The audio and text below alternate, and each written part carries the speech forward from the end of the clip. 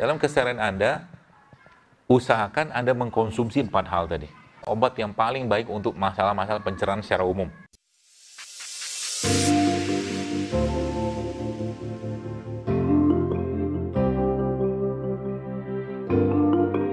Apaan kejar mereka? Faiza maritu fahuwa yashfin. Allah yang sembuhkan. Jangan khawatir. Begitu mudah Allah sembuhkan. Ya. Dengan cara apa? Dengan cara kembali sama Allah. Kemudian itu softwarenya. Hardwarenya apa? Hardwarenya apa-apa yang Allah ciptakan. Kalau saya memegang atau saya memberikan itu aja. Clue-nya kepada Anda, sekarang 2 hal yang Anda pegang baik-baik. 4 lah ya. Rempah, rimpang, sayur, buah. Pegang itu baik-baik. Jadi dalam seharian Anda, dalam keseharian Anda, usahakan Anda mengkonsumsi 4 hal tadi. Rempah, rimpang, sayur, buah. Ya. Rempah, rimpang, sayur. Rempah itu apa? Ya udah tahu lah. Kayak misalkan cengkeh, kayu manis, ya. Itu kan rempah-rempahan tuh. Bunga lawang, gitu kan. Itu bisa dibikin minuman. Bisa. Anda mau diimpus boleh atau dibikin minuman boleh. Pagi-pagi Anda, misalkan Anda minta bikinkan istri, misalkan teh serai, jauh lebih baik daripada minum teh saset. Misalkan gitu. Dan kenapa kita mau kerjakan itu? Jadi pertanyaannya, kenapa kita mau bersusah payah mengerjakan itu? Ya. Apakah itu bersusah payah? Sebenarnya enggak juga. Tapi balik-baliknya, innamal amalu binniyat. Kalau kita melaksanakan hidup sehat sebagai bentuk ketaatan dan rasa syukur kita kepada Allah, maka dapat pahala. Contoh misalkan begini, kita minum air ini, saya baca bismillah, misalkan, saya minum lah. Dapat pahala, minum air. Ya, bahkan kalau kita ngerti caranya, minum kayak begini, Anda bisa dapat banyak pahala. Caranya gimana? Contoh nih ya, bismillah.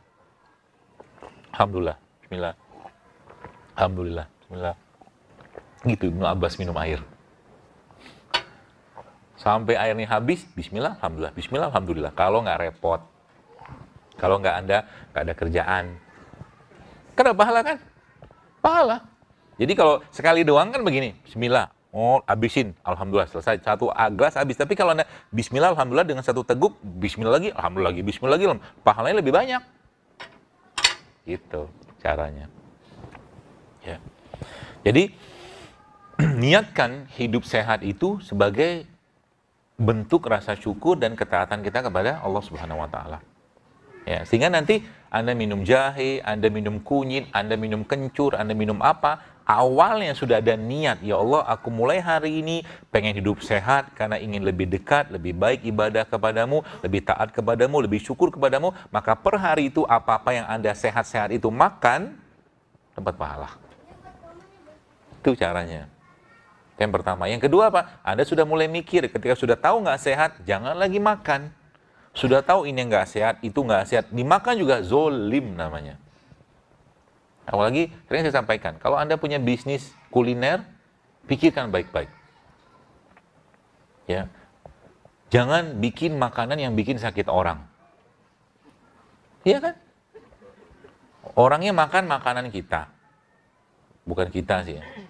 Orang customer itu beli makanan kita. Dulunya dia nggak kena kencing manis. Nggak kena. Gara-gara makan makanan kita kena kencing manis. Dosa kita. Gitu loh.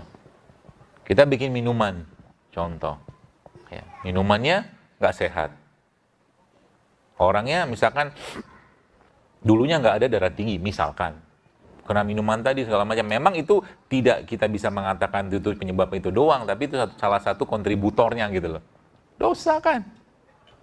Ya lebih baik kita apa? Bikin makanan yang sehat. Sehingga nanti apa? Ya Allah, aku niatkan membuat makanan sehat untuk aku jual kepada kaum muslimin dalam memenuhi hajat kaum muslimin mendapatkan makanan sehat. Itu pahalanya sama kayak yang tadi, Masjid Nabawi tadi. Jauh lebih baik. Gitu loh. Maka ada satu ibu-ibu itu Masya Allah di Bogor ya.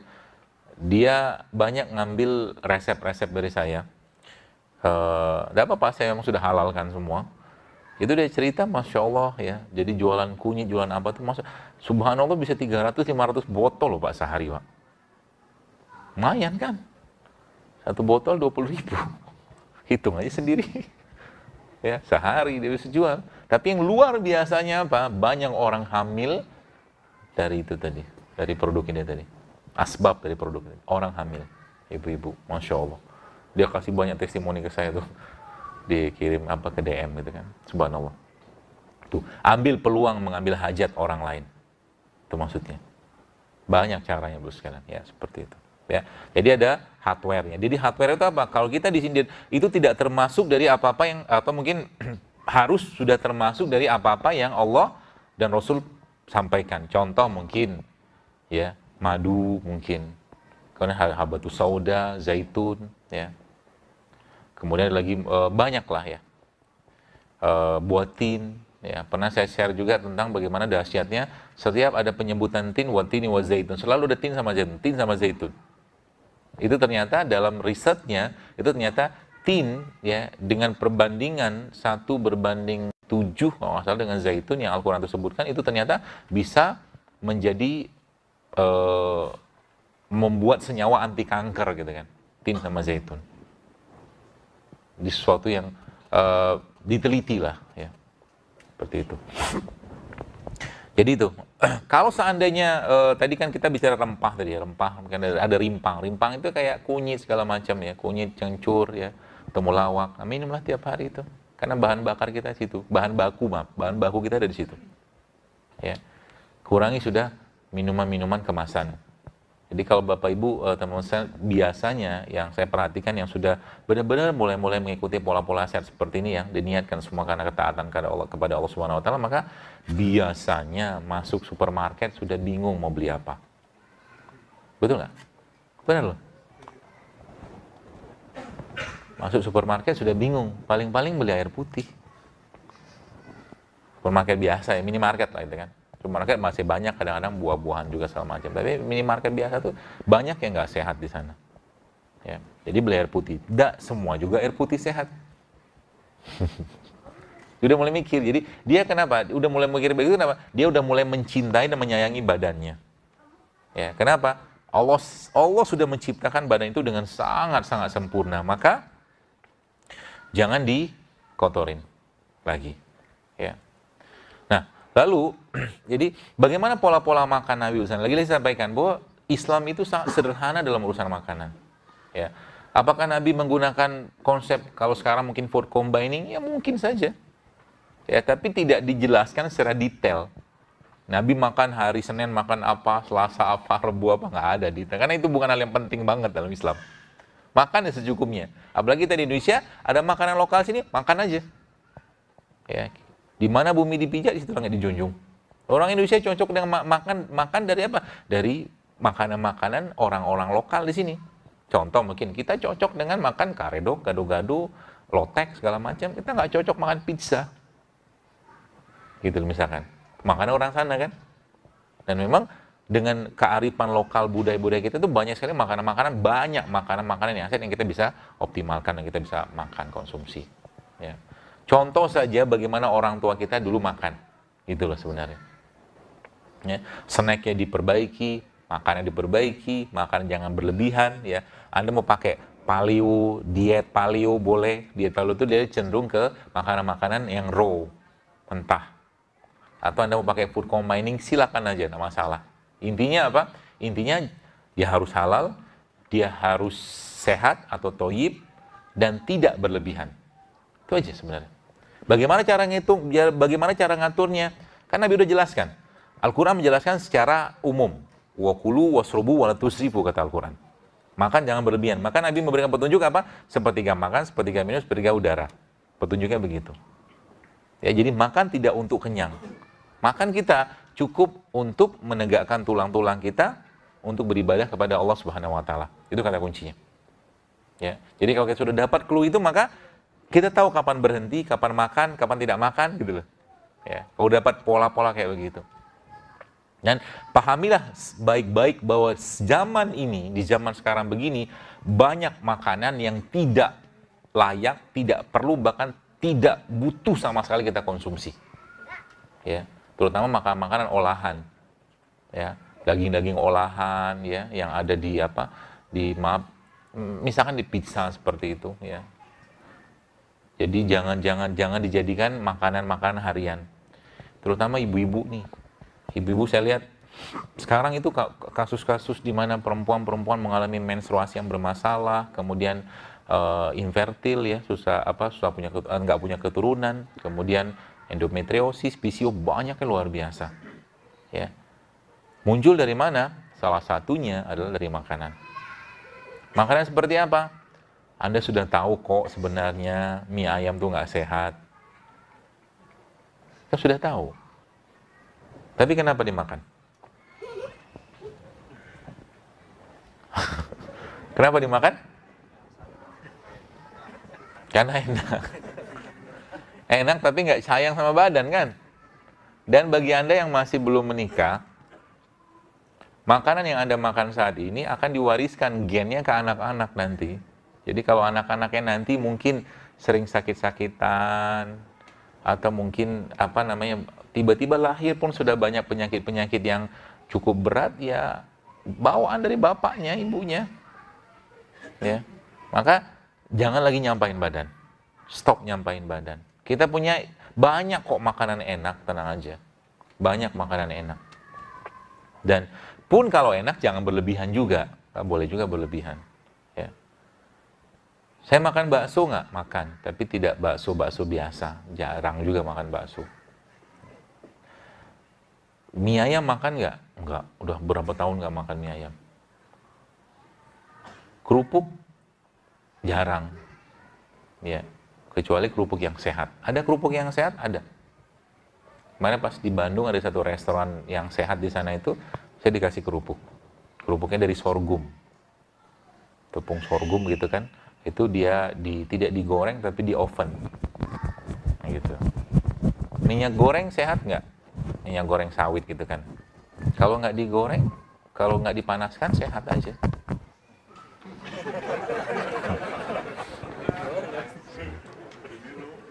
Diminum. Iya.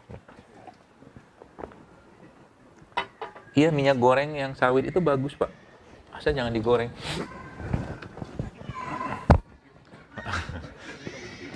Masalahnya, kan orang sekarang, ya kita tidak menyalahkan produsen, ya bikin aja, tapi kita juga harus paham badan kita. Kalau seandainya sakit, siapa yang mau tanggung jawab?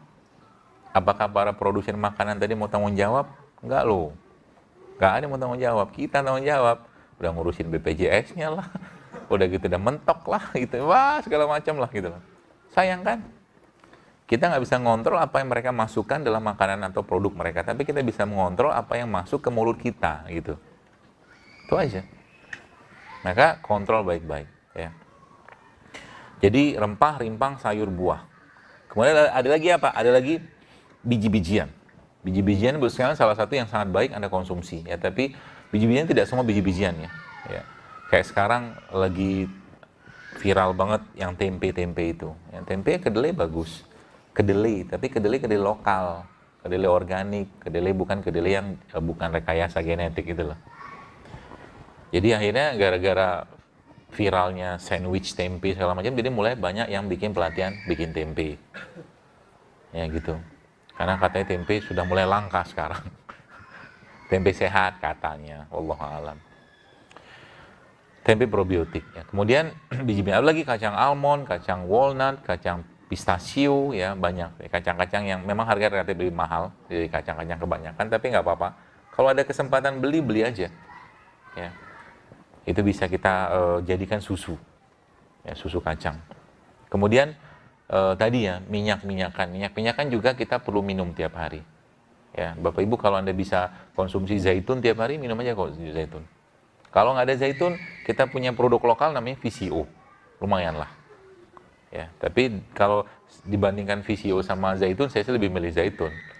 Karena emang zaitun secara hadisnya ada gitu, Al-Qurannya ada. VCO emang nggak ada, tapi nggak apa-apa. Itu produk bagus juga, sangat kita bisa dikonsumsi tiap hari. Ya, jadi lemak-lemakan, kita butuh lemak. Kalau nggak ada lemak dari minyak-minyakan seperti itu, Anda bisa dapatkan dari lemak-lemak dari buah seperti alpukat. Alpukat itu lemaknya baik. Ya, jadi inilah khazanah-khazanah ya, atau mungkin ciptaan-ciptaan Allah bagus sekali yang kita bisa optimalkan dalam keseharian kita ya. Bahkan kalau kita kombinasikan, nanti coba besok buat ya, kalau pulang nanti setelah mabit ini, kunyit, ketemu serai, ketemu jeruk nipis, itu enak banget. Ya, kunyit, potong-potong kecil gitu. Nanti bisa dibikin di rumah, jadi menjelang Anda pergi ke kantor, coba minum itu. Bukan minum itu, tuh bawa itu pakai tumbler-tumbler atau termos-termos kecil itu kan bisa tetap hangat tuh. Itu bisa bikin di rumah.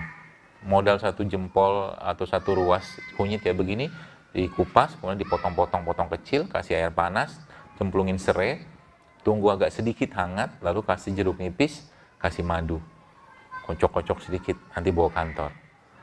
Udah bikin kenyang seharian. Ya, karena mineralnya. Atau juga bisa pagi-pagi bisa bikin kayak minuman kayak dari jus tempe gitu kan, atau tempe di blender sama kurma juga bisa. Si garam sedikit. Beberapa pola-pola. Jadi kita ini perlu kita buat supaya apa? Supaya tercipta badan kita muncul kebiasaan atau pikiran kita sudah mulai muncul kebiasaan-kebiasaan hidup sehat. Ya, termasuk juga malam-malam nanti bisa cobain tuh minum jahe dikeprek aja kasih pandan. Itu enak banget, kasih madu sedikit, juga enak. Ya. Jahe ketemu pandan. Dan pandannya bisa juga dipakai buat pewangi mobilnya. Jadi pewangi mobilnya dibuang. Yang sintetiknya itu loh. Dibuang kasih orang aja lah. Terus nanti diganti pandan, taruh di bawah kursi. Bukan sesajen ya. Niatnya buat pewangi gitu loh.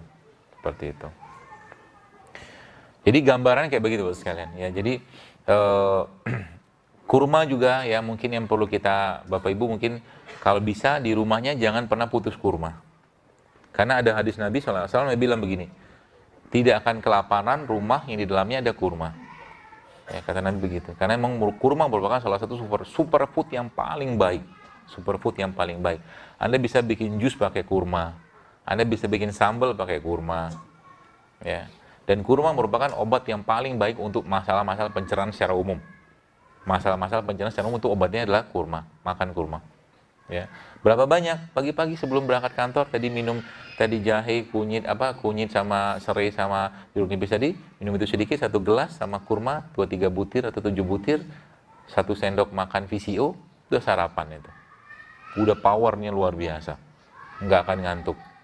Badannya power strong sampai siang, bahkan sampai sore. Nggak perlu banyak makan juga. Ya. Jadi saatnya Anda berpisah dengan abang-abang bubur ayam. Si uduk. Sekian tahun gitu kan, sarapan nggak ada perubahan. Coba sekali-sekali diubah sarapannya. Ya. Nanti siang baru makan. Siang pun makan nanti ya milih-milih, jadi jangan makan yang nggak, udah tahu nggak sehat ya jangan dimakan gitu loh. Itu sih sebenarnya pesannya, sudah tahu nggak sehat ya jangan dimakan. Ya. Supaya apa? Nggak enak. Nanti kalau badan udah relatif, kalau badan Anda sudah relatif bersih, tiba-tiba Anda nyampah, nggak enak badannya. Ya. Dan akhirnya kayak begini nih kan kayak kemana tuh ya? Saya ke Batam. Panitianya bingung, dokter mau dikasih makan apa? Tenang aja lah mas, saya udah dikasih buah mau sudah hidup, saya bilang. Gitu kan. Akhirnya mereka bawalah saya ke restoran. Ya, bawa ke restoran dan subhanallah, makanlah saya di situ, makan tom yum. Paginya leher saya sakit. Ternyata tom yum yang pakai micin juga. Ya. Akhirnya apa? Kita butuh tempat-tempat nongkrong yang sehat. Kan peluang kan? Gitu maksudnya. Jadi kalau sudah mulai penduduk Indonesia ini sudah mulai aware dengan hidup sehat sebagai cara kita untuk bersyukur ya dan beribadah lebih baik, maka akan jauh lebih banyak kedai-kedai yang jualan produk-produk sehat daripada kedai-kedai yang ya kue-kue yang tidak sehat lah gitu kan, seperti itu. Waktu di Batam itu ada bapak-bapak tanya, dokter maaf, saya penjual gorengan, dia bilang. Dia cerita gitu. Dia terus setelah mendengar ceramah atau kajian dokter, saya jadi merasa bersalah, dia bilang. Tapi jujur banget tuh bapak tuh, masya Allah. Saya bilang, ya kalau masih jual gorengan sebagai mata pencarian utama, jangan langsung di stop lah. Gak apa-apa jualan, tapi coba beralih sedikit. Kalau teman-teman di sini bahkan sudah mulai menyayangi badannya ya, Maka kita bisa bantu mereka kan, suruh dia jual buah potong, rujak segala macam, di mana jualan nanti samperin beli bantu dia. Gitu kan asik kan? Jadi saling sinergi kita. Karena tidak semua juga orang suka membuat, ada orang yang sukanya membeli. Kan tidak semua orang juga suka jadi produsen. Kayak emang hobinya itu beli gitu, ada. Kadang-kadang begitu mudahnya bikin kunyit, tidak bisa dia bikin. Maunya beli, sudah ambil peluang itu gitu kan. Ya. Gitu ya, jadi mudah-mudahan dapat insight baru buat teman-teman sekalian, dan lagi-lagi contoh kita adalah Rasulullah SAW, dan jadikan beliau sebagai suri tauladan kita dalam segala urusan. Ya, kesehatan juga sama, ya. Termasuk juga bagi Anda yang mungkin belum pernah belajar berkuda, coba sekali-sekali berkuda.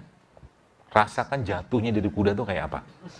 Kalau saya sudah, ya, kuda itu luar biasa, ya, sangat luar biasa. Karena emang ada hadisnya Nabi juga seperti itu. Jadi gitu ya, mudah-mudahan dapat gambarannya, meskipun tidak secara detail, tapi kebayanglah apa yang harus dikerjakan. Ya mungkin nanti malam bangun ya, dan minta sama Allah, ya Allah jadikan sisa hidupku ini, aku bisa terus bangun seperti ini, merasakan nikmatnya tahajud, sholat malam, ya. Nikmati untayan irama Quran dibacakan nanti imamnya, ya. Udah lupakan dunia dulu lah, ingat Allah. Siapa tahu besok mati, ya kan? Malam ini tiba-tiba Allah kasih waktu kita taubat, besok salah satu dari kita sini, wallah malam ada yang meninggal, kan masya Allah luar biasa, indah banget meninggal. Lagi tahajud meninggal, ya lagi baca Quran meninggal, lagi berinangan air mata meninggal. Itu suksesnya kita tuh di situ. Suksesnya hidup mukmin tuh ya matinya husnul khotimah, masuk surga, ketemu Allah. Simple. Hanya itu. Gak ada lagi urusan sama gelar, pangkat jabatan, harta, gak ada lagi. 3 itu kita gak dapat, aduh susah, rugi banget, sayang banget ya. Seperti itu.